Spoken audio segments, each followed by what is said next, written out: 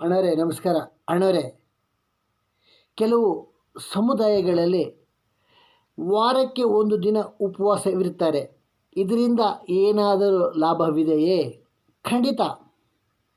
ನೋಡು, ಒಂದು ವಾರಕ್ಕೆ ಒಂದು ದಿನ ಉಪವಾಸವಿರೋದ್ರಿಂದ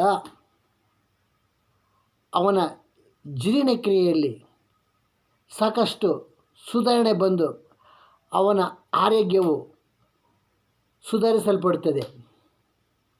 ಹಾಗೂ ಒಂದು ವಾರದಲ್ಲಿ ಒಂದು ದಿನ ಉಪವಾಸ ಇರೋದರಿಂದ ಅವನಿಗೆ ಹಸಿವಾಗಿ ಮುಂದಿನ ದಿನಗಳಲ್ಲಿ ಯಾವ ರೀತಿ ಕಷ್ಟಪಟ್ಟು ಹೊಟ್ಟೆ ತುಂಬಿಸಿಕೊಳ್ಳಬೇಕೆಂಬ ಛಲ ಹುಟ್ಟುತ್ತದೆ.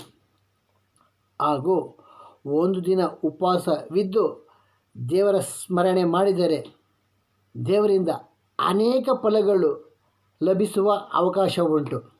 ಹಾಗೂ ಒಂದು ದಿನ ಉಪವಾಸ ಇರೋದರಿಂದ